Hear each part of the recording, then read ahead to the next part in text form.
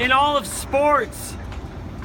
The reason it's the most famous is because not only are the seats ridiculously cool, but the fans are ridiculously crazy. All the fans that have sat out here were so crazy that they changed the game of baseball.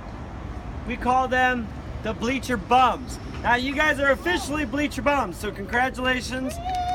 For those of you who don't know the bleacher bums are, that's not an insult, that's actually a compliment, sorta. See, what they did was in the late 60s, baseball out here, we were not doing too good. So the fans had to entertain themselves. Now, keep in mind, we didn't get lights in this ballpark until 1988. And I'll get to that a little bit later. There was only day games here at Wrigley Field.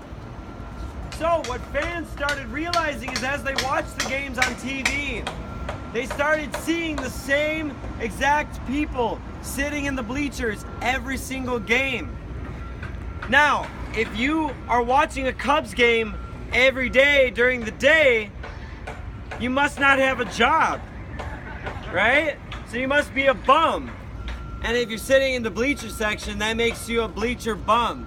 Now, they embraced this name. They loved it. Don't feel bad for them, because what they did is they came in with a hard hat, a lunch pail, watching the Cubs. That was their job.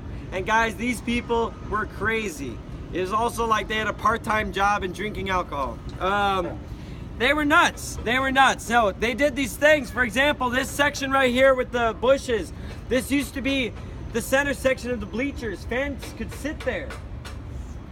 What our bleacher bums would do is they'd show up with white dress shirts and large black overcoats. Now, we call that the batter's eye. The reason we call it the batter's eye is because that is what you see directly behind the pitcher from the batter's point of view. So what did we do? Every time the Cubs were up to bat, it got really chilly all of a sudden. We'd keep our black coats on. Really easy to see a white ball with a black background. Other teams up to bat, got really hot all of a sudden. We take our coats off. Now, it's really difficult to see a 95-mile-an-hour fastball with a bunch of white t-shirts in the background. Now, Stan the Man Musial, you guys may recognize that name. He played for the Cardinals. Great batting average, except for here. He was awful here. So he went over to the front office of the major leagues. He discussed with them how we should change our policy, and they ended up making us block off the center section of the bleachers. Now it's blocked off because of our crazy fans. It's blocked off in every Major League Baseball ballpark, right? Except for one exception, that's Fenway. They put a tarp up in the center section during the day games. At night, you could sit there, but they're the only exception. Now, there's a rumor that while all this was going on, they were selling us little pocket mirrors so we could shine it into the batter's eye, but that's just a rumor. Don't quote me on that. But yeah, these guys are nuts. They used to participate in an event, my favorite event. It's called the Bleach Bum Races. This wall behind me did not have a peak and did not have a basket. It was about flat and as thin as the seats you're sitting on right now. Now the wall reached all the way to each foul pole. So what they would do is one nuthead would stand on top of the wall by the right field foul pole, the other one would stand on top of the wall by the left field foul pole. A young lady with an ice cold beer and a handkerchief would stand in the middle. She'd drop the handkerchief and the two nutheads would race on top of the wall to get to the other side first. 90% of the time they didn't make it. This was also not the first beer that they were fighting for, right? So if they were lucky, they would fall into the bleachers. The fellow bleacher bums would pick them back up, be like, I love you, man, send them on their way. If they were unlucky, they would fall 11.5 feet onto the crushed brick down below. So the Cubs would have to stop the game, scrape these bums off of the warning track, and then those fans would watch the rest of the game at the hospital right down the block. Now this went on for a really long time. The Cubs had had enough, so they tripled security. They put the peak on top of the wall. It's really hard to run on a peak like that, especially after 3 or 4 beers. And they put this basket here. Now a lot of people think that the basket was put there as a sort of home field advantage. a way to catch home runs, or maybe if a fan's reaching out to catch their sunglasses or their hat or something like that. No, guys, it's a people catcher. It's a drunk people catcher, and it used to be 100% successful until like a month ago. We had a crazy Mets fan, we had a crazy Mets fan fall off. Now the thing about this is you can't accidentally fall off this anymore. You have to want it.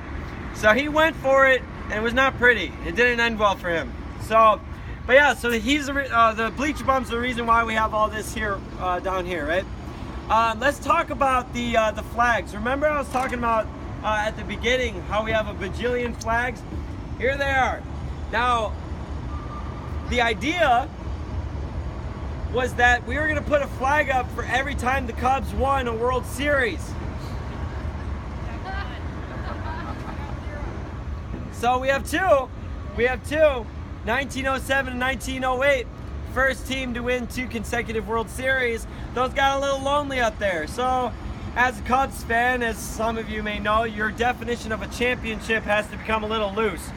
So division championship, league championship, ping pong championship, whatever, right? We put a flag up for every time we had a successful season, and we still didn't fill out the board. We got to about our left of the press box with 2015.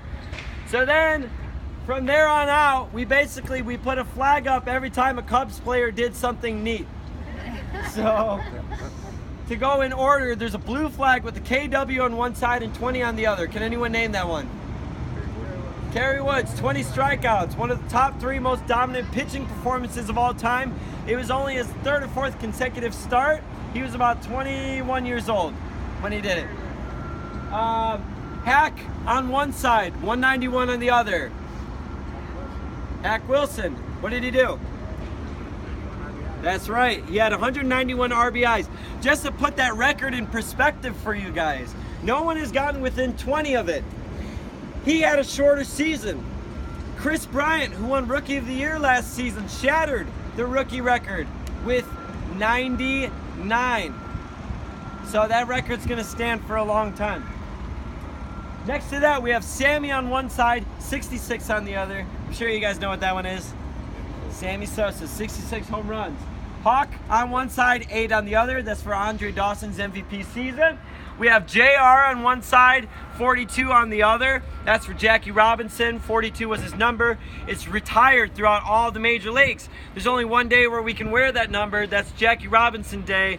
Everyone wears the number 42 on that day. Next to that is PKW, PK Wrigley, the longest owner of the Chicago Cubs.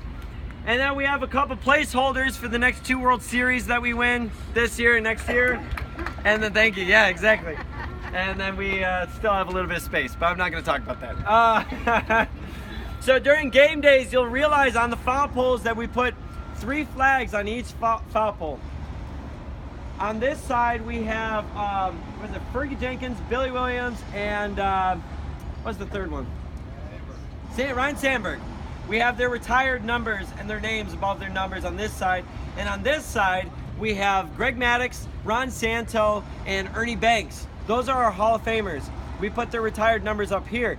Now, Fergie Jenkins, his number was about to be retired, number 31. By some weird snafu, Greg Maddux ended up with the number 31 before they could retire it. So we just got really lucky that he ended up being really good too, so we could retire both of their number 31s. So we got really lucky with that. So you'll notice up above here, above the scoreboard, you'll notice that it looks kind of like a ship's mast, right? Remember we were talking about the sailing from earlier? That's how they designed it. Underneath the horizontal bar, for each row, we put the rankings by division in the National League. So in the middle, we'll have the Cubs, the Central Division. And what they would do is fans, before we had fancy dancy internet and 4G and all this stuff, fans who didn't get to watch the game, they'll drive by and see how their team's doing. They'll watch them race towards the top. That's how we got the term pennant racing from, is right there. Above that, we'd put a flag for if we won, a white flag with a blue W, and if we lost, we put a blue flag with a white L. That was also to alert the people who were too busy working to enjoy a Cubs game, so they got to walk by and see how the Cubbies did that day. You might notice that when we win, we keep that W flag up for a really long time. The L, we just kind of like touch the top of the pole and bring it back down, right? And last thing I want to talk about while we're out here in the bleachers is the lights. The lights we have out here. Now we're the last team to install lights by about 40 years. The second to last team was the Detroit Tigers. They got it put up in 1948. We got these put up in 1988. Now, we were actually supposed to be one of the first teams to put lights up, 1941. We had all the lights prepared. They were actually stored underneath these bleachers. We were ready to go. And then about 2 weeks after that, Pearl Harbor happened. So we donated the lights towards the war effort. PK Wrigley is infamous for saying night baseball is a passing fad. So he didn't want it. We also have a really interesting relationship with our neighborhood. As you guys may have noticed, there aren't big parking structures. There's no big corporate buildings. It's just apartments. See, we didn't want to have too many night games because kids have to go to school the next morning. We can't have drunk people roaming the streets like zombies. So we ended up avoiding night baseball for as long as we could until 1988 when the team was owned by the Chicago Tribune. We had a huge ceremony here. We had the oldest season ticket holder. He was on the field. He had a light switch. He said, "Let there be light." Hit the switch, lights went on, everyone went nuts.